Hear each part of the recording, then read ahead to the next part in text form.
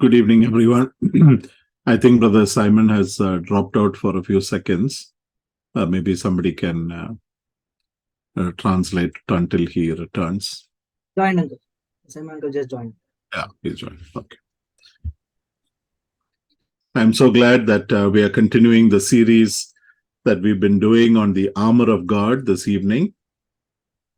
ದೇವರ ನಾಮ ಸ್ತೋತ್ರವಾಗಲಿ. ನಾವು ದೇವರ ಸರ್ವಾಯುಧಗಳ ಕುರಿತಾದಂತ ಅಧ್ಯಯನವನ್ನ ನಾವು ಪ್ರಾರಂಭ ಮಾಡಿ ನಾವು ಅದರಲ್ಲಿ ಮುಂದುವರಿಯುತ್ತಿದ್ದೇವೆ. This is a vital topic because Apostle Paul is reminding the Ephesian believers that we are in the battlefield. ಈ ಒಂದು ವಿಷಯವು ಬಹಳ ಪ್ರಾಮುಖ್ಯವಾದದ್ದು. ಯಾಕಂದ್ರೆ ಅಪೊಸ್ತಲನಾಗಿರುವಂತ ಪೌಲನು ಎಫೆಸ ವಿಶ್ವಾಸಿಗಳಿಗೆ ಆತನು ಬರೆಯುತ್ತಾನೆ, ಏನಂದ್ರೆ ನಾವೆಲ್ಲರೂ ಕೂಡ ಯುದ್ಧ ರಂಗದಲ್ಲಿ ಇದ್ದೇವೆ ಎಂದು. We are not in a garden enjoying a picnic. ನಾವು ಆ ಪಿಕ್ನಿಕ್ ಅನ್ನ ಆನಂದಿಸುವುದಕ್ಕಾಗಿ ಯಾವುದೋ ಒಂದು ತೋಟದಲ್ಲಿ ಇರುವವರಲ್ಲ. We are in a battle for our lives. ನಾವು ನಮ್ಮ ಜೀವಿತಕ್ಕಾಗಿನ ಯುದ್ಧ ರಂಗದಲ್ಲಿ ಇದ್ದೇವೆ. Our enemy is Satan. ನಮ್ಮ ವೈರಿಯು ಸೈತಾನನು. And he is very strong, very wicked, and his desire or intention is to utterly destroy the believer. ಅವನು ಬಹಳ ಬಲಶಾಲಿಯಾಗಿದ್ದಾನೆ ಮತ್ತು ಆತನು ಬಹಳ ಕ್ರಿಯಾಶೀಲನಾಗಿದ್ದಾನೆ. ಮಾತ್ರವೇ ಅಲ್ಲ, ವಿಶ್ವಾಸಿಗಳನ್ನ ನಾಶಪಡಿಸಬೇಕೆನ್ನುವಂತಹ ಆ ಒಂದು ಉದ್ದೇಶವನ್ನ ಇಟ್ಟುಕೊಂಡವನಾಗಿ ಆತನು ತನ್ನ ಕಾರ್ಯವನ್ನ ಮಾಡುವವನಾಗಿದ್ದಾನೆ. And so every believer from the point of his spiritual birth till the moment he dies must be aware of this battle that you and I are facing. ಪ್ರತಿಯೊಬ್ಬೊಬ್ಬ ವಿಶ್ವಾಸಿಯು ಕೂಡ ಹೊಸದಾಗಿ ಹುಟ್ಟಿದ ಕ್ಷಣದಿಂದ ಹಿಡಿದು ಆತನು ಸಾಯುವವರೆಗೂ ಕೂಡ ಒಂದು ವಾಸ್ತವಿಕ ಸತ್ಯವನ್ನ ನೆನಪಿನಲ್ಲಿಟ್ಟುಕೊಳ್ಳಬೇಕು. ಏನೆಂದರೆ, ನಾನು ಈ ಯುದ್ಧ ರಂಗದಲ್ಲಿ ಇದ್ದೇನೆ ಅನ್ನುವುದನ್ನ ನೆನಪಿಟ್ಟುಕೊಳ್ಳಬೇಕು. And we are looking at the armor of God from Ephesians chapter 6, and verse 14 onwards. ನಾವು ಪೌಲನು ಎಫೆಸದವರಿಗೆ ಬರೆದ ಪತ್ರಿಕೆ 6ನೇ ಅಧ್ಯಾಯ 14ನೇ ವಚನದಿಂದ ಮುಂದೆ 15-16 ವಚನಗಳಲ್ಲಿ ಕಂಡು ಬರುವಂತಹ ಸರ್ವಾಯುಧಗಳ ಕುರಿತಾಗಿ ನಾವು ಧ್ಯಾನ ಮಾಡುತ್ತಾ ಇದ್ದೇವೆ. Last week we looked at the belt of truth. ಕಳೆದ ವಾರ ನಾವು ಸತ್ಯವೆಂಬ ನಡುಕಟ್ಟಿನ ಕುರಿತಾಗಿ ಧ್ಯಾನ ಮಾಡಿದ್ದೇವೆ. On the one hand, it is the truth that God has given us. On the other hand, it is truthful behavior that you and I must exhibit at all stages of our lives and at all times. ದೇವರು ಸತ್ಯವನ್ನ ನಮ್ಮ ಕೈಗಳಲ್ಲಿ ಕೊಟ್ಟಿದ್ದಾನೆ, ಅದು ಒಂದು ಕಡೆಯಾದರೆ ಮತ್ತೊಂದು ಕಡೆಯಲ್ಲಿ ನಮ್ಮ ಎಲ್ಲಾ ನಡವಳಿಕೆಗಳಲ್ಲಿ, ನಮ್ಮೆಲ್ಲ ಕಾರ್ಯಗಳಲ್ಲಿಯೂ ಕೂಡ ಆ ಒಂದು ಸತ್ಯದ ಆ ಒಂದು ನಡವಳಿಕೆ ನಮ್ಮದಾಗಿರಬೇಕೆಂದು ಕರ್ತನು ಬಯಸುತ್ತಾನೆ. And then we looked at the breastplate of righteousness. ಆನಂತರ ನಾವು ನೋಡಿದ್ದು ನೀತಿ ಎಂಬ ವಜ್ರ ಕವಚ ಎಂಬುದನ್ನ ನೋಡಿದ್ದೇವೆ. On the one hand, it is the righteousness that God has already given to every believer. ಒಂದು ಕಡೆಯಲ್ಲಿ ನೋಡುವಾಗ ದೇವರು ಈಗಾಗಲೇ ಪ್ರತಿಯೊಬ್ಬ ವಿಶ್ವಾಸಿಗೂ ಕೂಡ ಆತನು ಕೊಟ್ಟಿರುವಂತಹ ಒಂದು ವಜ್ರ ಕವಚ ನೀತಿ. And then you have righteous behavior, an eager desire to live a holy life before God. ನಂತರ ನಾವು ದೇವರು ನಮ್ಮನ್ನ ನೀತಿವಂತರೆಂಬುದಾಗಿ ನಿರ್ಣಯಿಸಿರುವುದರಿಂದ ನಮ್ಮ ನಡವಳಿಕೆಗಳಲ್ಲಿಯೂ ಕೂಡ ನೀತಿಯುಳ್ಳ ನಡವಳಿಕೆ, ನೀತಿಯುಳ್ಳ ಜೀವಿತವನ್ನ ಜೀವಿಸಬೇಕು ಎನ್ನುವ ಆ ಒಂದು ಮನೋಭಿಲಾಷೆ ನಮ್ಮಲ್ಲಿ ಯಾವಾಗಲೂ ಕೂಡ ತುಂಬಿದ್ದಾಗಿರಬೇಕೆನ್ನುವುದು ಮತ್ತೊಂದು ವಿಷಯ. And then today we are looking at shoes for the feet. ಇವತ್ತು ನಾವು ನಮ್ಮ ಪಾದಗಳಿಗೆ ಧರಿಸಿಕೊಳ್ಳುವಂತಹ ಪಾದರಕ್ಷೆ ಶೂ ಅದರ ಕುರಿತಾಗಿ ನೋಡೋಣ. Today we are presented with different shoes for different occasions. ಇವತ್ತು ನಮ್ಮನ್ನ ನಾವು ನೋಡುವಾಗ ಬೇರೆ ಬೇರೆ ಸಂದರ್ಭಗಳಿಗೋಸ್ಕರವಾಗಿ ಬೇರೆ ಬೇರೆ ಶೂಗಳನ್ನ ಧರಿಸಿಕೊಳ್ಳುವವರಾಗಿರುತ್ತೇವೆ. You have walking shoes, you have shoes to run on a track, you have shoes to play basketball. ನೀವು ನೋಡುವಾಗ ವಾಕಿಂಗ್ ಮಾಡುವುದಕ್ಕಾಗಿಯೇ ಒಂದು ರೀತಿಯ ಶೂಗಳಿರುತ್ತವೆ. ಅದೇ ರೀತಿಯಲ್ಲಿ ಓಡುವುದಕ್ಕಾಗಿಯೇ ಒಂದು ರೀತಿಯ ಶೂಗಳಿರುತ್ತವೆ. ಬ್ಯಾಸ್ಕೆಟ್ ಬಾಲ್ ಅನ್ನ ಆಡುವುದಕ್ಕಾಗಿಯೇ ಮತ್ತೊಂದು ರೀತಿಯ ಶೂಗಳು ಈಗ ದೊರಕುತ್ತವೆ. We have a different shoe to play football. We have a different shoe when we go trekking. We have a different shoe when we go to a formal function. We also have shoes that or slippers that we wear at home. ನಾವುಗಳು football ಆಡುವಾಗ ಬೇರೆ ಬೇರೆ ಫುಟ್ಬಾಲ್ಗಳನ್ನ ಬೇರೆ ಬೇರೆ ರೀತಿಯಲ್ಲಿ ಬೇರೆ ಬೇರೆ ಸಂದರ್ಭಗಳಲ್ಲಿ ಆಡುವುದಕ್ಕಾಗಿಯೇ ಕೆಲವು ಶೂಗಳು, ಅದೇ ರೀತಿಯಲ್ಲಿ ನಾವು ಬೆಟ್ಟವನ್ನ ಏರುವುದಕ್ಕಾಗಿ ಬಳಸುವಂತ ಮತ್ತೊಂದು ರೀತಿಯ ಆ ಶೂಗಳು, ಹಾಗೂ ಬೇರೆ ಬೇರೆ ಕಡೆಗಳಿಗೆ ಪ್ರಯಾಣ ಮಾಡ್ಲಿಕ್ಕಾಗಿ ಬಳಸುವಂತಹ ಶೂಗಳು, ಹಾಗೂ ಮನೆಯಲ್ಲಿರುವಾಗ ಹಾಕಿಕೊಳ್ಳುವಂತಹ ಪಾದರಕ್ಷೆಗಳು ವಿವಿಧ ರೀತಿಗಳಲ್ಲಿ ಇರುವಂತವುಗಳಾಗಿವೆ. And the purpose of having different types of shoes is, one is of course comfort, but the other is utility, right? I cannot wear slippers if I'm going running. I cannot wear basketball shoes to play football, and so on and so forth. There is a specific utility and a purpose for this particular type of shoe. ನಾವು ಈ ವಿವಿಧ ಶೂಗಳನ್ನ ಯಾಕೆ ಬಳಸ್ತೇವೆ?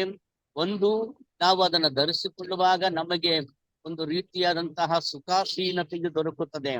ಎರಡನೇದಾಗಿ, ನಾವು ಉಪಯೋಗಿಸುವಂತಹ ಸಂದರ್ಭ, ಉಪಯೋಗಿಸುವಂತಹ ಉದ್ದೇಶ, ನಾವು ಚಪ್ಪಲಿಯನ್ನ ಹಾಕಿಕೊಂಡು ನಾವು ಓಡುವುದಕ್ಕೆ ಇಷ್ಟಪಡುವುದಿಲ್ಲ, ನಮ್ಮ ಓಟಕ್ಕಾಗಿ ಚಪ್ಪಲಿಗಳನ್ನ ಹಾಕಿಕೊಳ್ಳುವುದಿಲ್ಲ. ಅದಕ್ಕೆ ಆದಂತಹ ಶೂಗಳನ್ನ ನಾವು ಧರಿಸ್ತೇವೆ. ಆದ್ದರಿಂದ ಉಪಯೋಗಿಸುವಂತಹ ಆ ಒಂದು ಉಪಯೋಗ, ಹಾಗೆಯೇ ಅದನ್ನ ನಾವು ಯಾವುದಕ್ಕಾಗಿ ಬಳಸ್ತೇವೆ ಅನ್ನುವಂಥದ್ದರ ಆಧಾರದ ಮೇಲೆ ನಾವು ಬಳಸುವವರಾಗಿರುತ್ತೇವೆ. Shoe that is made for the soldier is very, very specific. ಆ ರೀತಿಯಾಗಿ ನೋಡುವಾಗ ಸೈನಿಕನಿಗಾಗಿ ಸಿದ್ಧಪಡಿಸಿರುವಂತಹ ಶೂಗಳು ಬಹಳ ಬಹಳ ನಿರ್ದಿಷ್ಟವಾದವುಗಳು ಹಾಗೂ ಶ್ರೇಷ್ಠವಾದವುಗಳು ಆಗಿವೆ. The shoes of a Roman soldier were sandals that were tied tightly around the soldier's feet and legs. ರೋಮ ಸರ್ಕಾರದಲ್ಲಿ ರೋಮ ಸೈನಿಕರು ಅವರು ಹಾಕುತ್ತಾ ಇದ್ದಂತ ಶೂಗಳನ್ನ ನೋಡುವಾಗ ಪಾದಗಳು ಹಾಗೂ ಅದರ ಮೇಲ್ಭಾಗ ಎಲ್ಲವನ್ನು ಕೂಡ ಗಟ್ಟಿಯಾಗಿ ಹಚ್ಚಿರುವಂತಹ ಚರ್ಮದ ಆ ಒಂದು ವಸ್ತು ಅಥವಾ ಶೂಗಳಾಗಿದ್ದವು. And the bottom of the shoes had sharp pointed objects like nails, studs that were pushed into the base of the shoe, at various places.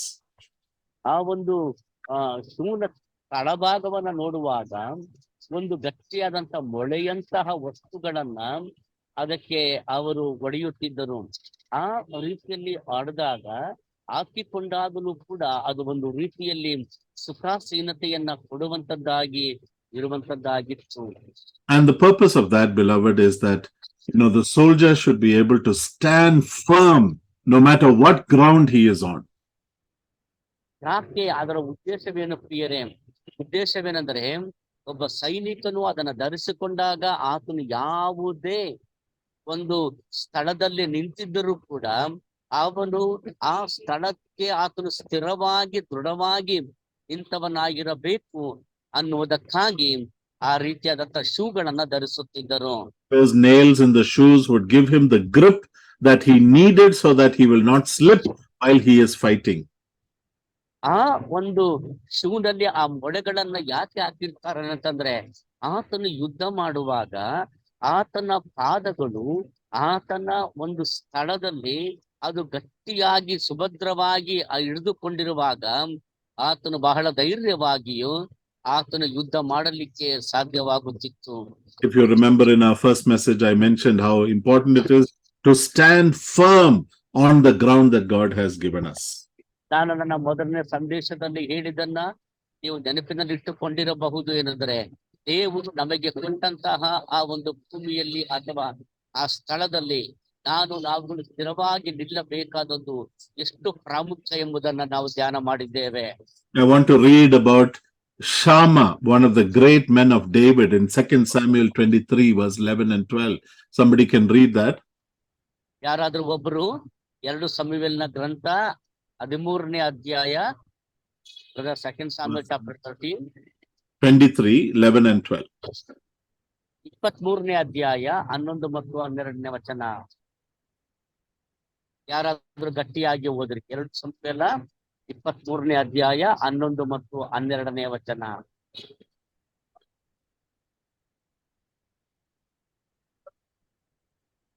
Brother, you need to unmute. Okay, ಯಾರಾದ್ರೂ ಒಬ್ರು unmute ಮಾಡಿ ಓದ್ರಿ. ಮೂರನೆಯವನು ಹರಾರ್ಯನಾದ ಅಗೇಯನ ಮಗ ಶಮ್ಮ ಎಂಬುವನು. ಫಿಲಿಸ್ಟಿಯರು ದೊಡ್ಡ ಗುಂಪಾಗಿ ಒಂದು ಅಲಸಂದಿಯ ಹೊಲಕ್ಕೆ ಬಂದರು. ಇಸ್ರಾಯೇಲರು ಅವರ ಎದುರಿನಿಂದ ಓಡಿ ಹೋದಾಗ ಇವನು ಆ ಹೊಲದ ಮಧ್ಯದಲ್ಲೇ ನಿಂತುಕೊಂಡು ಫಿಲಿಸ್ಟಿಯರನ್ನು ಕೊಂದು ಹೊಲವನ್ನು ಕಾಪಾಡಿದನು. ಹೀಗೆ ಯೆಹೋವನು ಮಹಾಜಯವನ್ನುಂಟು ಮಾಡಿದನು. Right. The Philistines gathered as a troop and the people fled, but Shammah stood firm in the midst of a plot and he defended that and he struck the Philistines. ಫಿಲಿಸ್ಟಿಯರು ಅವರೆಲ್ಲರೂ ಕೂಡ ಓಡಿ ಹೋದರು, ಎಲ್ಲಾ ಜನರು ಚದರಿ ಹೋದರು. ಆದರೆ ಶಮಾನು ಆತನು ಆ ಒಂದು ಸ್ಥಳದಲ್ಲಿ, ಆ ಒಂದು ಹೊಲದಲ್ಲಿ ಆತನು ದೃಢವಾಗಿ ಸ್ಥಿರವಾಗಿ ನಿಂತವನಾಗಿ ಆತನು ಹೋರಾಡಿದನು, ಜಯಗಳಿಸಿದನು. ಈ ಫಿಲಿಸ್ಟಿಯರೆಲ್ಲರೂ ಕೂಡ ಅವರು ಓಡಿ ಹೋದರು. And so also, beloved, in our life we are called to put on the shoes of the gospel. ಹಾಗೆಯೇ ನನ್ನ ಪ್ರಿಯರೇ, ನಾವೆಲ್ಲರೂ ಕೂಡ ಆ ಒಂದು ಸುವಾರ್ತೆ ಎಂಬಂತಹ ಕೆರಗಳನ್ನು, ಕನ್ನಡದಲ್ಲಿ ಕೆರಗಳು ಅಂತ ಇದೆ, ಇಂಗ್ಲಿಷ್ ನಲ್ಲಿ ಶೂಗಳು ಅಂತ ಇದೆ, ಅವುಗಳನ್ನ ಧರಿಸಿಕೊಂಡು ಸ್ಥಿರವಾಗಿ ನಿಲ್ಲಬೇಕೆಂದು ಕರ್ತನು ಬಯಸುತ್ತಾನೆ. If you read carefully that verse, it says, having put on the readiness given by the gospel of peace. ನೋಡುವಾಗ ಸಮಾಧಾನದ ವಿಷಯವಾದ ಸ್ವಾರ್ಥ ಎಂಬ ಸತ್ಯವಾಕ್ಯವನ್ನ ಸಾರುವಂತಹ ಕೆರಗಳನ್ನ ಮೆಟ್ಟಿಕೊಂಡು. And we automatically assume by a simple reading of that means we should be prepared to share the gospel regularly, isn't it? ಅದರ ಅರ್ಥ ಬಹಳ ಸರಳವಾಗಿ ಹೇಳುವುದಾದರೆ, ನಾವು ಸುವಾರ್ತೆಯನ್ನ ಕ್ರಮವಾಗಿ ಯಾವಾಗಲೂ ಸಾರುವವರಾಗಿರಬೇಕು ಅನ್ನುವುದನ್ನ ಅದು ನಮಗೆ ತಿಳಿಸಿಕೊಡುತ್ತದೆ. But there is something far greater and deeper than just preaching the gospel. ಕೇವಲ ಸುವಾರ್ತೆಯನ್ನ ಸಾರುವುದಕ್ಕಿಂತಲೂ ಆಳವಾದ ಹಾಗೂ ದೃಢವಾದ ಮತ್ತೊಂದು ಸಂಗತಿಯು ಅದರಲ್ಲಿ ಒಳಗೊಂಡಿದೆ. You see, the gospel of the Lord Jesus Christ is one of the great truths which is under severe attack by the evil one. ಇವತ್ತು ಕರ್ತನಾಗಿರುವ ಯೇಸು ಕ್ರಿಸ್ತನ ಸುವಾರ್ತೆಯು ದುಷ್ಟನಿಂದ, ಸೈತಾನನಿಂದ ಬಹಳವಾಗಿ ಆಕ್ರಮಣಕ್ಕೆ ಒಳಗಾಗುತ್ತಿರುವಂತಹ ಸತ್ಯ ಸಂಗತಿಯಾಗಿದೆ. You and I are saved because of the gospel of Christ. ನಾನು ಮತ್ತು ನೀವು ರಕ್ಷಿಸಲ್ಪಟ್ಟದ್ದು ಕರ್ತನಾಗಿರುವ ಯೇಸು ಕ್ರಿಸ್ತನ ಸುವಾರ್ತೆಯಿಂದಾಗಿಯೇ. And if the gospel can be undermined or undercut or diluted by the evil one, then he can cause us to doubt our salvation. ಆ ಒಂದು ರಕ್ಷಣೆಯನ್ನ ದುಷ್ಟನು ಅಥವಾ ಸೈತಾನನು ಆತನು ಅದನ್ನ ಮಿಶ್ರ ಮಾಡಿ ನಾವುಗಳು ನಮ್ಮ ರಕ್ಷಣೆಯನ್ನ ನಾವೇ ಅನುಮಾನ ಪಡುವ ರೀತಿಯಲ್ಲಿ ಆತನು ಕಾರ್ಯ ಮಾಡುತ್ತಾನೆ. And the gospel is under attack from various sources. ನಮಗೆ ತಿಳಿದಿರುವ ಹಾಗೆ ಸುವಾರ್ತೆಯು ಬೇರೆ ಬೇರೆ ಮೂಲಗಳಿಂದ ಅದು ಆಕ್ರಮಣಕ್ಕೆ ಒಳಗಾಗಿದೆ ಎಂಬುದಾಗಿ ನಾವು ತಿಳಿದಿದ್ದೇವೆ. One of the greatest challenges we have is when they preach the prosperity gospel.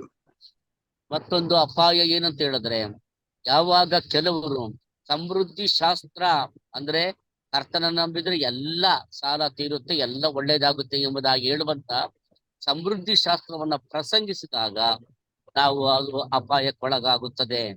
So what happens when you're not prosperous because you trusted in Christ? ನೀವು ಯಾಕೆ ಆ ರೀತಿಯಲ್ಲಿ ಸಮೃದ್ಧಿಯಾಗಿಲ್ಲ? ಯಾಕಂದ್ರೆ ನೀವು ಕರ್ತನಾಗಿರುವ ಯೇಸು ಕ್ರಿಸ್ತನಲ್ಲಿ ನಂಬಿಕೆ ಇಟ್ಟಿದ್ದೀರಾ. Then there is a doubt. Did you really believe in the Lord Jesus Christ? And we begin to doubt whether we are really Christians, whether we are really saved. ಅವಾಗ ನಮಗೆ ಅನುಮಾನ ಆಗ್ತದೆ, ನಾನು ನಿಜವಾಗಿಯೂ ಕರ್ತನಾಗಿರುವ ಯೇಸು ಕ್ರಿಸ್ತನಲ್ಲಿ ನಂಬಿಕೆ ಇಟ್ಟಿದ್ದೇನಾ?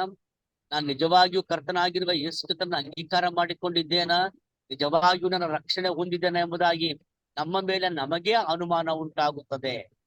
Then the gospel is under attack from a humanistic philosophy that, you just need some therapy, you need some counseling, you need some you need some talks, you need to attend some seminars, and you will be saved, and you'll be all right.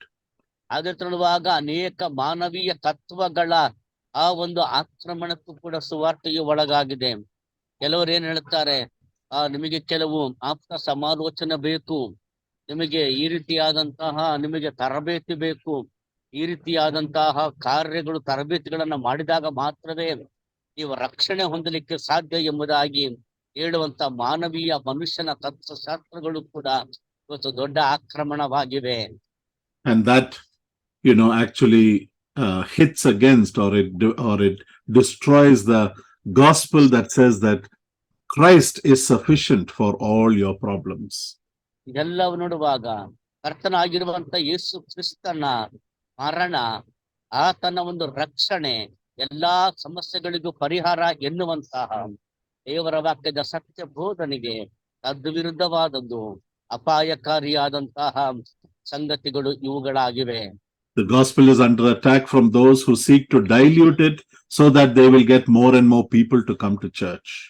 ಇವತ್ತು ನೋಡುವಾಗ ದೇವರ ರಕ್ಷಣೆಯ ಸುವಾರ್ತೆ ಇವತ್ತು ಅಪಾಯಕ್ಕೆ ಗುರಿಯಾಗಿದೆ. ಕಾರಣವೇನೆಂದ್ರೆ ಇವತ್ತು ಅನೇಕ ಜನರು ಆ ಒಂದು ಸುವಾರ್ತೆಯನ್ನ ಅವರು ಮಿಶ್ರ ಮಾಡಿ ಅದನ್ನ ಅವರು ಬಹಳವಾಗಿ ಕಲುಷಿತಗೊಳಿಸಿರುವುದರಿಂದ ಸುವಾರ್ತೆಯು ಆಕ್ರಮಣಕ್ಕೆ ಒಳಗಾಗಿದೆ. Many people today, many pastors and many churches look at the world as customers. Each person is a customer. So we should ask the customer, what is it that you are looking for in the church? And then we try to provide that. ಈ ರೀತಿಯಲ್ಲಿ ಅನೇಕರು ಈ ರೀತಿಯಾದ ತಪ್ಪಾದಂತ ಬೋಧನೆಗಳನ್ನ ಮಾಡುವ ಆಕ್ರಮಣದ ಮೂಲಕ ಇವತ್ತು ಅನೇಕ ಸಭೆಗಳಲ್ಲಿ ನೋಡುವಾಗ ಜನರು ತುಂಬಿ ತುಳುಕುತ್ತಾರೆ. ಅದೇನಾಗಿದೆ ಅಂದ್ರೆ ಒಂದು ರೀತಿಯಲ್ಲಿ ಅದೊಂದು ವ್ಯಾಪಾರವಾಗಿದೆ. ಈ ಒಂದು ವ್ಯಾಪಾರ ಆಗಿರುವುದರಿಂದ ಅವರು ಗ್ರಾಹಕನೇ, ನಿನಗೆ ಈ ಸಭೆಯಿಂದ ಏನು ಬೇಕು ಎಂದು ಕೇಳುವಂತ ಪರಿಸ್ಥಿತಿಗೆ ಬಂದದ್ದಾಗಿದೆ. So some people will say, well, I want a short service. Somebody else will say, I need messages on how I can become rich or how I can succeed with my family. Give us good music and then we'll come to church. Keep the sermon, keep the message very short and lot of jokes and, illustrations. Various things people will ask for. And the church provides that and you get the crowds in.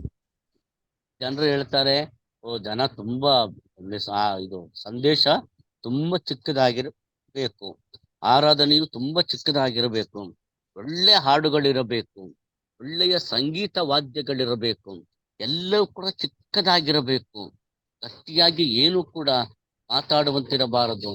ಹೀಗೆಲ್ಲ ಹೇಳಿ ಆ ರೀತಿಯಾಗಿ ಅವರು ಮಾಡುವಾಗ ಏನಾಗುತ್ತೆ ಅಂದ್ರೆ ಸಭೆಗಳು ತುಂಬಿ ತುಳುಕುತ್ತವೆ, ಸತ್ಯವಾಕ್ಯವು ಬೇಡ. And by doing that, we are diluting the message of the cross, and we are, just for the sake of popularity and money, we are attracting people to the church but not to the Lord Jesus Christ. ಈ ರೀತಿಯಲ್ಲಿ ಮಾಡುವುದರ ಮೂಲಕವಾಗಿ ನಾವು ಕರ್ತನಾಗಿರುವ ಯೇಸು ಕ್ರಿಸ್ತನ ಕಡೆಗೆ ಜನರನ್ನ ನಾವು ಸೆಳೆಯುತ್ತಿಲ್ಲ. ಕೇವಲ ನಮ್ಮ ವಿಷಯಗಳಿಗಾಗಿ ನಾವು ಜನರನ್ನ ಸೆಳೆಯುವವರಾಗಿರುತ್ತೇವೆ.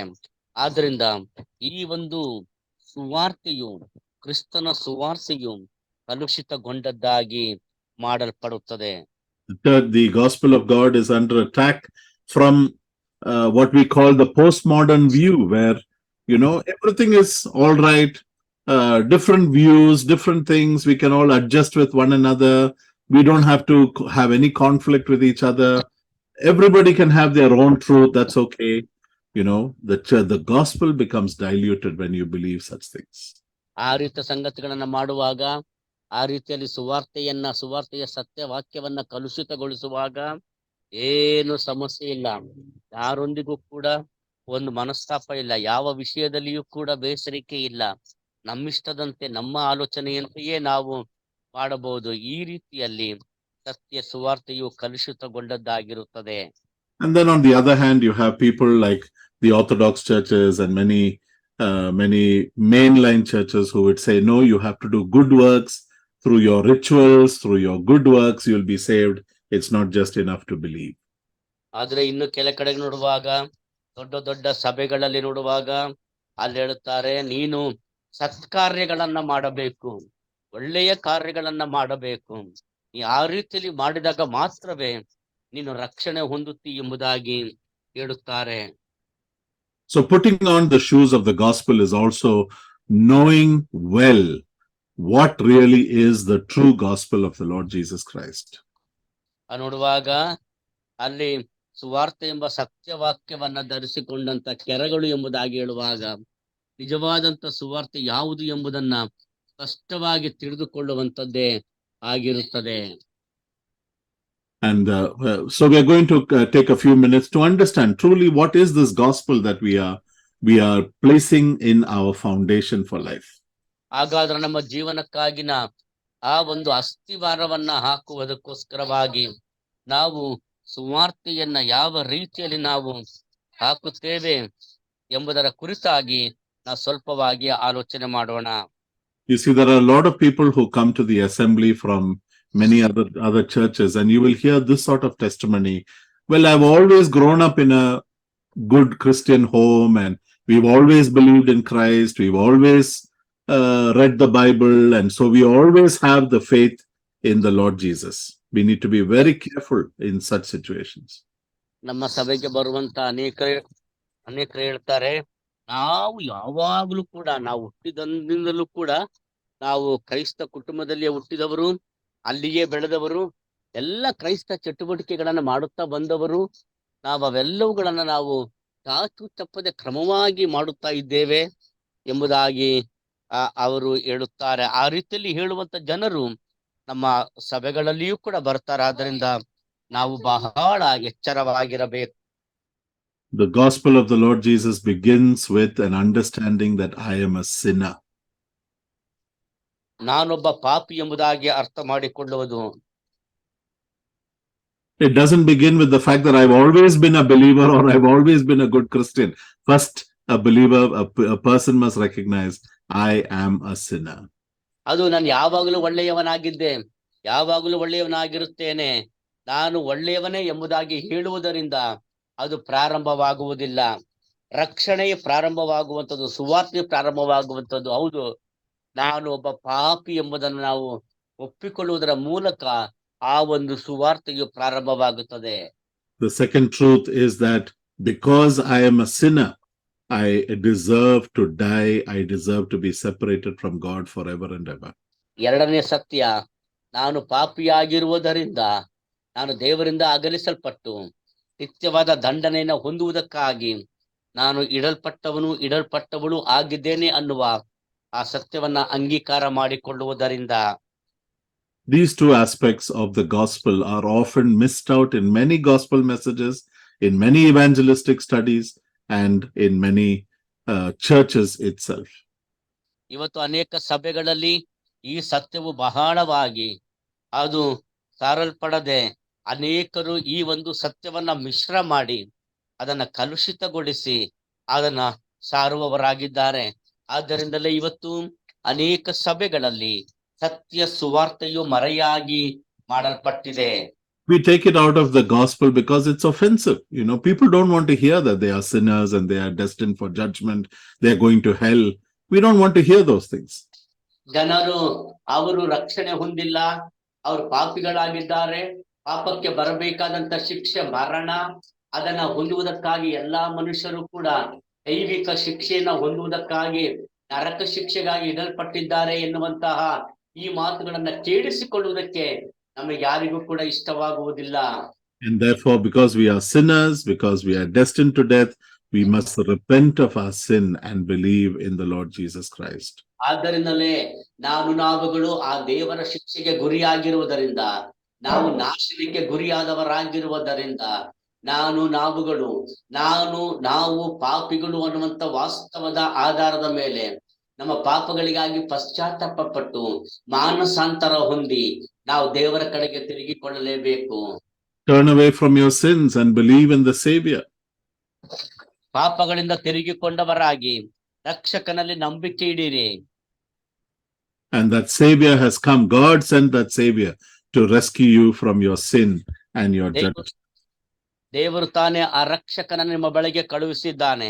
ಆತನು ಬಂದು ನಿಮಗೋಸ್ಕರವಾಗಿ ತನ್ನ ಪ್ರಾಣವನ್ನ ಆತನು ಕೊಟ್ಟಿದ್ದಾನೆ. ನಿಮ್ಮನ್ನ ರಕ್ಷಿಸುವುದಕ್ಕಾಗಿ ತನ್ನನ್ನು ತಾನೇ ಆತನು ಮರಣಕ್ಕೆ ಒಪ್ಪಿಸಿಕೊಟ್ಟು ಬಿಡುಗಡೆಯನ್ನ ಕೊಟ್ಟಿದ್ದಾನೆ. And because Jesus died on the cross of Calvary, God requires of us to trust in that. Trust that someone has died for me and therefore I don't need to die anymore. ಆದ್ದರಿಂದ ನನ್ನ ಪಾಪದ ನಿಮಿತ್ತವಾಗಿ ನನ್ನ ಬಳಿ ಬರಬೇಕಾಗಿದ್ದಂತಹ ಆ ಶಿಕ್ಷೆಯನ್ನ ಹೋಗಲಾಡಿಸುವುದಕ್ಕಾಗಿ ದೇವರು ಕರ್ತನಾಗಿರುವ ಯೇಸು ಕ್ರಿಸ್ತನನ್ನ ಮರಣಕ್ಕೆ ಒಪ್ಪಿಸಿದ್ದಾನೆ. ನಾನು ಮರಣ ಹೊಂದಬೇಕಾಗಿದ್ದ ಸ್ಥಾನದಲ್ಲಿ ನನಗೋಸ್ಕರವಾಗಿ ಯೇಸು ಕ್ರಿಸ್ತನ ಮರಣ ಹೊಂದಿದ್ದಾನೆ ಎಂಬುದಾಗಿ, ಮತ್ತು ನಾನು ಮತ್ತೆ ಮರಣ ಹೊಂದಬೇಕಾದ ಸಾಯಬೇಕಾದ ಪರಿಸ್ಥಿತಿ ಇಲ್ಲ. ಯಾಕಂದ್ರೆ ನನಗಾಗಿ ಸತ್ತ ಯೇಸು ಕ್ರಿಸ್ತನಲ್ಲಿ ನಂಬಿಕೆ ಇಟ್ಟಿದ್ದೇನೆ ಎಂಬುದಾಗಿ ನಾವು ಅರಿಕೆ ಮಾಡಬೇಕು. And this evening, I speak to anyone who has not yet done that. If you're assuming you're a Christian just because you have a Christian name, or you're born in a Christian family, or you've always been reading the Bible, always praying, I invite you to repent of your sin, to accept that Jesus died for my sins, and because of that, I can be saved and have eternal life. ಈ ಸಾಯಂಕಾಲ ಆ ರೀತಿಯಾದಂತಹ ಆ ಒಂದು ಮನೋಭಾವ ಹೊಂದಿದವರಾಗಿ, ಹೌದು ನಾನು ಕ್ರೈಸ್ತ ಕುಟುಂಬದಲ್ಲಿ ಹುಟ್ಟಿದ್ದೇನೆ, ಕ್ರೈಸ್ತ ಕುಟುಂಬದಲ್ಲಿ ಬೆಳೆದಿದ್ದೇನೆ, ನಾನು ಕ್ರೈಸ್ತ ಕುಟುಂಬ ಹುಟ್ಟಿದ ನನ್ನ ರಕ್ಷಣೆ ಹೊಂದಿದ್ದೇನೆ, ನಾನು ಯೇಸುಕ್ಕೆ ಅಂಗೀಕಾರ ಮಾಡಿಕೊಳ್ಳಬೇಕಾದ ಅವಶ್ಯಕತೆ ಇಲ್ಲ ಅನ್ನುವಂತಹ ಯಾವುದಾದರೂ ಆಲೋಚನೆ ಉಳ್ಳವರು ಇದ್ದರೆ ಈ ಸಾಯಂಕಾಲ ನಾನು ನಿಮಗೊಂದು ಆಹ್ವಾನವನ್ನ ಕೊಡುತ್ತೇನೆ. ನಿಮ್ಮ ಪಾಪಗಳಿಗಾಗಿ ಪಶ್ಚಾತ್ತಾಪ ಪಟ್ಟು ಕರ್ತನಾಗಿರುವ ಯೇಸು ಕ್ರಿಸ್ತನನ್ನ ಅಂಗೀಕಾರ ಮಾಡಿಕೊಳ್ಳಿರಿ, ಆತನಿಂದ ರಕ್ಷಣೆಯನ್ನು ಹೊಂದಿಕೊಳ್ಳಿರಿ ಎಂಬುದಾಗಿ ನಿಮ್ಮನ್ನ ಪ್ರೀತಿಯಿಂದ ಕೇಳಿಕೊಳ್ಳುತ್ತೇನೆ. Please speak to the leaders of this meeting. Please speak to any one of us, and we'll be able to guide you on how you can accept the Lord Jesus as your personal Savior. ಆ ರೀತಿಯಾದಂತಹ ಮನಸ್ಸು ಮಾಡಿದವರಿದ್ದರೆ ದಯಮಾಡಿ ಇಲ್ಲಿರುವಂತ ನಾಯಕರುಗಳನ್ನ ನೀವು ಭೇಟಿ ಮಾಡಿರಿ. ಇಲ್ಲಿರುವಂತ ಅನೇಕ ಕ್ರೈಸ್ತರನ್ನ, ಅನೇಕ ವಿಶ್ವಾಸಿಗಳನ್ನ, ಸೇವಕರನ್ನ ಭೇಟಿ ಮಾಡಿರಿ. ಅವರು ನಿಮಗೆ ಕರ್ತನಾಗಿರುವ ಯೇಸು ಕ್ರಿಸ್ತನನ್ನ ಅಂಗೀಕಾರ ಮಾಡಿಕೊಳ್ಳುವುದು ಹೇಗೆ ಮತ್ತು ಮಾಡಬೇಕಾದದ್ದು ಏನೆಂಬುದನ್ನ ಅವರು ನಿಮಗೆ ಸ್ಪಷ್ಟವಾಗಿ ತಿಳಿಸಿಕೊಡುತ್ತಾರೆ. So the first step to putting on the shoes of the readiness of the gospel of peace is that I myself should have appropriated this gospel in my life. ನಾವುಗಳು ಆ ರಕ್ಷಣೆ ಎಂಬ ಸುವಾರ್ತೆಯನ್ನ ಸಾರುವುದಕ್ಕೋಸ್ಕರವಾಗಿ ಸಿದ್ಧ ಮನಸ್ಸೆಂಬ ಕೆರೆಗಳನ್ನ ಹಾಕಿಕೊಳ್ಳಬೇಕಾದರೆ ಮೊಟ್ಟ ಮೊದಲು ನಾನು ರಕ್ಷಣೆ ಹೊಂದಿದವನಾಗಿದ್ದೇನೆ, ನಾನು ರಕ್ಷಣೆ ಹೊಂದಿದವಳಾಗಿದ್ದೇನೆ ಅನ್ನುವಂತಹ ಆ ಒಂದು ದೃಢ ನಿಶ್ಚಯತ್ವ ನನ್ನದಾಗಿರಬೇಕು. ನಾನು ಮೊದಲು ಆ ಅನುಭವವನ್ನ ಹೊಂದಿದವನು ಆಗಿರಬೇಕು. And I must have the assurance of salvation that I am definitely saved. I am on my way to heaven. That surety must be there in your heart and mind. ಆದ್ದರಿಂದ ನಾನು ರಕ್ಷಣೆ ಹೊಂದಿದ್ದೇನೆ, ನಾನು ಪರಲೋಕದ ಕಡೆಗೆ ನಾನು ಪ್ರಯಾಣ ಮಾಡುವವನಾಗಿದ್ದೇನೆ, ನಾನು ಯಾವುದೇ ರೀತಿಯಲ್ಲಿ ಕೂಡ ನಾನು ಇರುವವನಲ್ಲ, ಆದ್ದರಿಂದ ನನ್ನ ಪ್ರಯಾಣದಲ್ಲಿ ನಾನು ಮುಂದೆ ಸಾಗುತ್ತೇನೆ ಅನ್ನುವಂತಹ ಆ ಒಂದು ದೃಢವಾದ ಆ ಒಂದು ನಿಶ್ಚಯತ್ವ ನನಗೆ ಮೊದಲನೇದಾಗಿ ಇರುವಂತದ್ದಾಗಿರಬೇಕು. And the second thing is that the second way I put on the shoes is that I regularly preach the gospel to myself. ಎರಡನೇದಾಗಿ ಇರುವಂತ ಸತ್ಯಾಂಶವೇನಂತಂದ್ರೆ, ನಾನು ನನಗೆ ಆ ಸತ್ಯ ಸುವಾರ್ತೆಯನ್ನ ಯಾವಾಗಲೂ ನಾನು ಸಾರುವವನಾಗಿರುತ್ತೇನೆ, ನನಗೆ ನಾನೇ ಸಾರಿಕೊಳ್ಳುತ್ತೇನೆ. I need to remind myself on a regular basis how I was saved. ನಾನು ಹೇಗೆ ರಕ್ಷಿಸಲ್ಪಟ್ಟಿದ್ದೇನೆ ಎಂಬುದಾಗಿ ಕ್ರಮಬದ್ಧವಾದ ರೀತಿಯಲ್ಲಿ ಯಾವಾಗಲೂ ನಾನು ನೆನಪಿಸಿಕೊಳ್ಳುವವನಾಗಿರಲೇಬೇಕು. Apart from the death and burial and resurrection of the Lord Jesus Christ, which is given in all the Gospels, the conversion of Apostle Paul occupies the maximum space in the New Testament.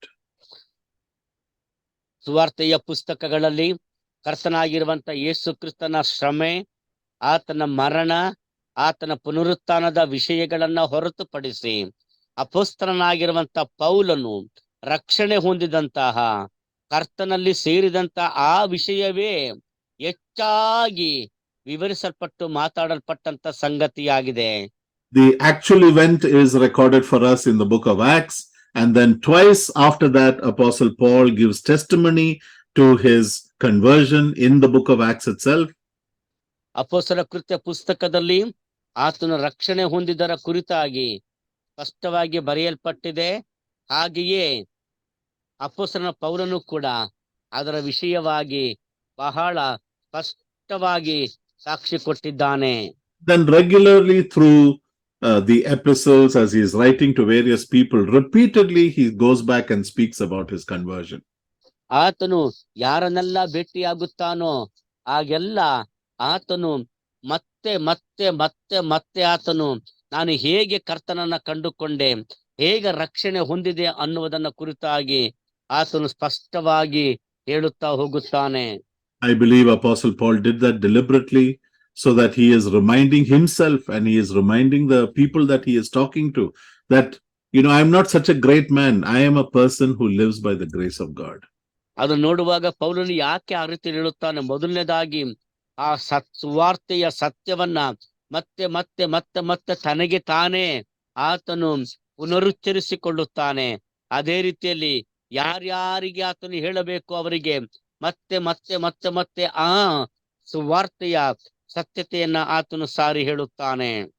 That's why, he lived such a humble life, because he repeatedly reminded, I am the chiefest of sinners. I didn't deserve to be saved, but God in his mercy has chosen me. ಆದ್ದರಿಂದಲೇ ಆತನು ಮತ್ತೆ ಮತ್ತೆ ಆತನು ಹೇಳುತ್ತಾನೆ, ತನ್ನನ್ನ ತಗ್ಗಿಸಿಕೊಳ್ಳುತ್ತಾನೆ. ಮೊದಲನೇ ತಿಮೋಥೆಯನ ಪತ್ರಿಕೆ 1ನೇ ಅಧ್ಯಾಯದಲ್ಲಿ ಆತನು ಹೇಳುತ್ತಾನೆ, ಆ ಪಾಪಿಗಳಲ್ಲಿ ನಾನೇ ಮುಖ್ಯನೆಂಬುದಾಗಿ ಹೇಳುತ್ತಾನೆ.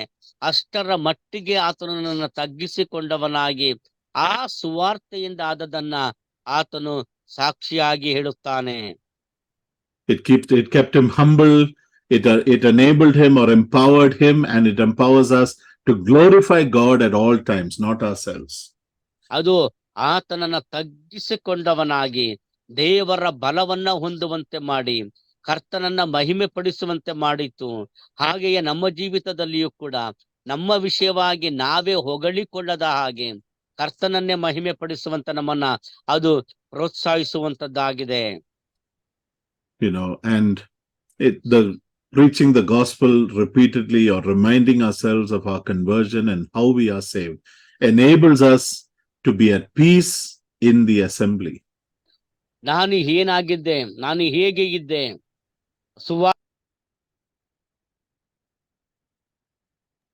ರಕ್ಷಿಸಲ್ಪಟ್ಟಿದ್ದೇನೆ, ನಾನು ಕರ್ತನ ಮಹಾಕೃಪೆಯಿಂದ ರಕ್ಷಿಸಲ್ಪಟ್ಟಿದ್ದೇನೆ ಎಂಬುದನ್ನು ನೆನಪು ಮಾಡಿಕೊಳ್ಳುವಾಗ ನಾನು ಸಭೆಯಲ್ಲಿ ಸಮಾಧಾನಕರವಾಗಿ ನಾನು ಜೀವಿಸುವವನು, ತಗ್ಗಿಸಿಕೊಂಡು ಜೀವಿಸುವವನಾಗಿ ಇರುವಂತೆ ಮಾಡುತ್ತದೆ. Because the God who saved me is also the God who saved the brother that I'm in disagreement with. ನನ್ನನ್ನ ರಕ್ಷಿಸಿದಂತ ಕರ್ತನೇ ನಾನು ಯಾವ ಸಹೋದರನ ಮಾತುಗಳಿಗೆ ಒಪ್ಪಿಗೆ ಕೊಡುವುದಿಲ್ಲವೋ, ಯಾರೊಂದಿಗೆ ನಾನು ಅಸಮಾಧಾನ ಹೊಂದುತ್ತೇನೋ ಆ ಸಹೋದರನನ್ನು ಕೂಡ ರಕ್ಷಿಸಿದ್ದು ಈ ಕರ್ತನೇ, ಈ ಸುವಾರ್ತೆಯೇ. And if God could bring the hostile Jew and Gentile together into one church, he can do that for every single person that that is in the assembly of God. And so I need to be reminding myself on what basis I am saved. ವೈರತ್ವದಲ್ಲಿಯೇ ಇದ್ದಂತಹ ಯಹೂದ್ಯರನ್ನ ಅನ್ಯರನ್ನ ಒಂದೇ ದೇಹದ ಅಂಗಗಳನ್ನಾಗಿ ಮಾಡಲು ನಮ್ಮ ಕರ್ತನು ಶಕ್ತನಾಗಿರುವುದಾದರೆ ನನ್ನನ್ನ ಮತ್ತು ನಿಮ್ಮನ್ನ, ನನ್ನನ್ನ ಮತ್ತು ನಾನು ಯಾರೊಂದಿಗೆ ಹೊಂದಾಣಿಕೆ ಮಾಡಿಕೊಳ್ಳಕ್ಕಾಗದಿಲ್ವೋ ನಮ್ಮೆಲ್ಲರನ್ನೂ ಕೂಡ ಒಂದೇ ದೇಹದಂದಾಗ ಮಾಡಲಿಕ್ಕೆ ನನ್ನ ಕರ್ತನಿಂದ ಸಾಧ್ಯ. ಆತನು ಅದನ್ನ ಮಾಡುತ್ತಾ ಇದ್ದಾನೆ, ಮಾಡುವವನಾಗಿದ್ದಾನೆ. Are you saved? ನೀನು ರಕ್ಷಿಸಲ್ಪಟ್ಟಿದ್ದೀಯಾ? You have the assurance of salvation? ನಿನಗೆ ಆ ರಕ್ಷಣೆಯ ನಿಶ್ಚಯತ್ವ ಅಥವಾ ಭರವಸೆ ಇದೆಯಾ? Do you constantly remind yourself on what basis you are saved? ನೀವು ಯಾವ ಆಧಾರದ ಮೇಲೆ ರಕ್ಷಣೆ ಹೊಂದಿದ್ದೀರಿ ಅನ್ನುವಂತ ವಿಷಯವನ್ನ ಮತ್ತೆ ಮತ್ತೆ ಪುನಃ ನೀವು ಜ್ಞಾಪಕ ಮಾಡಿಕೊಳ್ಳುತ್ತಿದ್ದೀರಾ? If these things are true about you, my dear brother and sister, then that gives you the confidence to share the gospel at any time and in any circumstance and to any person. ಯಾವಾಗ ಈ ನಾನು ರಕ್ಷಣೆ ಹೊಂದಿದ್ದೆ ಹೇಗೆ ಅನ್ನುವಂತಹ ಆ ಒಂದು ಸತ್ಯವನ್ನ ಪುನಃ ಪುನಃ ನಾವು ಜ್ಞಾಪಕ ಮಾಡಿಕೊಳ್ಳುತ್ತಾ ಹೋಗುತ್ತೇವೆಯೋ ಆ ಸಂಗತಿಗಳೇ ನಾವು ಸುವಾರ್ತೆಯನ್ನ ಬಹಳ ಸ್ಪಷ್ಟವಾಗಿ, ಧೈರ್ಯವಾಗಿ ಮತ್ತು ಪರಿಣಾಮಕಾರಿಯಾಗಿ ಹೇಳುವ ಹಾಗೆ ನಮ್ಮನ್ನ ಉತ್ತೇಜಿಸುತ್ತವೆ, ನಮ್ಮನ್ನ ಮುನ್ನಡೆಸುತ್ತವೆ. I'm sure you're aware and you remember the story in the book of Kings of these beggars who were outside the city wall, and the army was going to siege the nation of Israel and the city of Jerusalem. And these beggars went into the enemy camp to find food. And when they found that the enemy camp was empty and there was so much of food just lying there, they said, how can we keep this to ourselves? ನೋಡುವಾಗ ನಾವು ದೇವರ ವಾಕ್ಯವನ್ನ ಓದುವಂತ ಸಮಯದಲ್ಲಿ ಆ ದೇವರ ವಾಕ್ಯದಲ್ಲಿ ನಾವು ಅರಸುಗಳ ಪುಸ್ತಕಕ್ಕೆ ಬಂದಾಗ ಆ ಅರಸುಗಳ ಪುಸ್ತಕದಲ್ಲಿ ನಾವು ನೋಡುತ್ತೇವೆ ಏನಂತಂದ್ರೆ ಆ 2ನೇ ಅರಸುಗಳ ಪುಸ್ತಕದಲ್ಲಿ ನಾವು ನೋಡುತ್ತೇವೆ ಆ ಒಂದು ಪಟ್ಟಣದಲ್ಲಿ ಈ ಇಸ್ರಾಯೇಲರಿಗೆ ವಿರುದ್ಧವಾಗಿರುವಂತಹ ಒಂದು ಜನಾಂಗವು ಅದು ಯುದ್ಧಕ್ಕೆ ಬರುವಂತದ್ದಾಗಿರುತ್ತದೆ. ಆ ರೀತಿಯಲ್ಲಿ ಬರುವಂತಹ ಆ ಒಂದು ಸಮಯದಲ್ಲಿ ಅಲ್ಲಿ ಆ ಒಂದು ಪಟ್ಟಣದ ವಿರುದ್ಧವಾಗಿ ಹೋದಾಗ ಎಲ್ಲರೂ ಕೂಡ ಒಬ್ಬರು ಕೂಡ ಆ ಒಂದು ಪಾಳೆಯದಲ್ಲಿ ಇರಲಿಲ್ಲ. ಎಲ್ಲರೂ ಕೂಡ ಅವರು ಖಾಲಿಯಾಗಿರುತ್ತಾರೆ. ಅಂತಹ ಸಮಯದಲ್ಲಿ ನಾವು ನೋಡ್ತೇವೆ 2 ಅರಸುಗಳ ಪುಸ್ತಕವನ್ನು ಓದುವಾಗ 7ನೇ ಅಧ್ಯಾಯ ಅದರಲ್ಲಿ ನಾವು ನೋಡುತ್ತೇವೆ 9ನೇ ವಚನ. ಆ ನಂತರ ಅವರು, ಇದು ಶುಭವಾರ್ತೆಯ ದಿವಸವಾಗಿದೆ, ನಾವು ಇದನ್ನು ಪ್ರಕಟಿಸದಿರುವುದು ಒಳ್ಳೆಯದಲ್ಲ, ಬೆಳಗಾಗುವವರೆಗೆ ತಡ ಮಾಡಿದರೆ ಶಿಕ್ಷೆಗೆ ಪಾತ್ರರಾದೆವು. ಆದ್ದರಿಂದ ಹೋಗಿ ಅರಮನವರಿಗೆ ಈ ಸಂಗತಿಯನ್ನ ತಿಳಿಸೋಣ ಎಂದು ಮಾತಾಡಿಕೊಂಡು ಅವರು ಹೋದರು. And that's exactly what you and I are. 2 beggars, telling other beggars where to find food. ನೋಡುವಾಗ ಇದನ್ನೇ ನಾವು ಕೂಡ ಮಾಡುವವರಾಗಿದ್ದೇವೆ. ಇಬ್ಬರು ಭಿಕ್ಷುಕರು, ಆ ಇಬ್ಬರು ಭಿಕ್ಷುಕರು ಆಹಾರವನ್ನ ಕಂಡುಕೊಂಡರು. ಆಹಾರ ಎಲ್ಲಿ ದೊರೆಯುತ್ತದೆ ಎಂಬುದಾಗಿ ಅವರು ಪಾಳೆಯಕ್ಕೆ ಹೋಗಿ ಹೇಳುವವರಾದರು. ನಾವು ಕೂಡ ಹಾಗೆಯೇ ಆ ಇಬ್ಬರು ಭಿಕ್ಷುಕರ ಹಾಗೆ ಇರುವವರು. ನಮಗೆ ಆಹಾರ ಸಿಕ್ಕಿತು, ಈ ಆಹಾರ ಎಲ್ಲಿ ಸಿಗುತ್ತದೆ ಎಂಬುದಾಗಿ ಹೋಗಿ ಹೇಳುವಂತಹ ಭಿಕ್ಷುಕರ ಹಾಗೆ ನಾವಿದ್ದೇವೆ. Put on the shoes of the gospel of peace. ಸಮಾಧಾನದ ವಿಷಯವಾದ ಸುವಾರ್ತೆಯ ಆ ಒಂದು ಪಾದರಕ್ಷೆಯನ್ನ, ಶೂಗಳನ್ನ, ಕೆರ್ರಗಳನ್ನ ಮೆಟ್ಟುಕೊಳ್ಳುವವರಾಗಿರೋಣ. Charles Spurgeon wrote like this when he talks about Ephesians chapter 6. ಎಫೆಸ ಪತ್ರಿಕೆ 6ನೇ ಅಧ್ಯಾಯದ ಕುರಿತಾಗಿ ಪ್ರಸಂಗಿಗಳ ಪ್ರಭು ಎಂದು ಕರೆಯಲ್ಪಡುವ ಚಾರ್ಲ್ಸ್ ಸ್ಪರ್ಜನ್ ಮಾತನಾಡುವಾಗ ಹೀಗೆ ಹೇಳಿದ್ದಾರೆ. The Church of Christ is regularly presented as an army. ಕ್ರಿಸ್ತನ ಸಭೆ ನಿರಂತರವಾಗಿ ಯುದ್ಧ ರಂಗದಲ್ಲಿ ಇರುವಂತಹ ಒಂದು ಸೈನ್ಯದ ಹಾಗೆ ಅದು ಪ್ರಕಟಿಸಲ್ಪಟ್ಟಿದೆ, ತಿಳಿಸಲ್ಪಟ್ಟಿದೆ. But its captain is the Prince of Peace. ಆದರೆ ಆ ಒಂದು ಸೈನ್ಯದ ಕ್ಯಾಪ್ಟನ್ ಯಾರು ಅಂದ್ರೆ ಸಮಾಧಾನದ ಪ್ರಭು. The purpose of this army is to establish peace. ಈ ಒಂದು ಸೈನ್ಯದ ಉದ್ದೇಶವೇನು? ಸಮಾಧಾನವನ್ನ ಸ್ಥಾಪಿಸುವುದು. The soldiers are men of peace. ಅಲ್ಲಿ ಯುದ್ಧ ಮಾಡುವಂತ ಸೈನಿಕರೆಲ್ಲರೂ ಕೂಡ ಸಮಾಧಾನದ ಜನರೇ. And yet you and I are called to be those who fight against falsehood and who fight for the truth. ಆದರೂ ನಾವೆಲ್ಲರೂ ಕೂಡ ಕರೆಯಲ್ಪಟ್ಟದ್ದು ನಾವು ಹೋರಾಡುವುದಕ್ಕಾಗಿ, ಸುಳ್ಳಿನ ವಿರುದ್ಧ ಹೋರಾಡುವುದಕ್ಕಾಗಿ, ಅಸತ್ಯದ ವಿರುದ್ಧ ಹೋರಾಡುವುದಕ್ಕಾಗಿ ನಾವು ಕರೆಯಲ್ಪಟ್ಟವರಾಗಿದ್ದೇವೆ. And so may the Lord help us that we might be armed adequately, armed correctly in our battle in this life. ಆದ್ದರಿಂದ ಈ ಜೀವಿತದಲ್ಲಿ ನಾವೆಲ್ಲರೂ ಕೂಡ ಸರಿಯಾದಂತಹ ಸರ್ವಾಯುಧವನ್ನ ಸರಿಯಾದ ರೀತಿಯಲ್ಲಿ ಧರಿಸಿಕೊಂಡವರಾಗಿ ಸರಿಯಾದ ರೀತಿಯಲ್ಲಿ ಹೋರಾಡುವುದಕ್ಕೆ ಕರ್ತನು ತಾನೇ ನಮಗೆ ಸಹಾಯ ಮಾಡಲಿ. May the Lord bless these words to us and encourage us until we meet again. ದೇವರು ತಾನೇ ಈ ವಾಕ್ಯಗಳನ್ನ ಆಶೀರ್ವದಿಸಿ ನಾವು ಪುನಃ ಒಬ್ಬರನ್ನೊಬ್ಬರು ಸಂಧಿಸುವವರೆಗೂ ನಮ್ಮನ್ನ ಪ್ರೋತ್ಸಾಹಿಸಲಿ.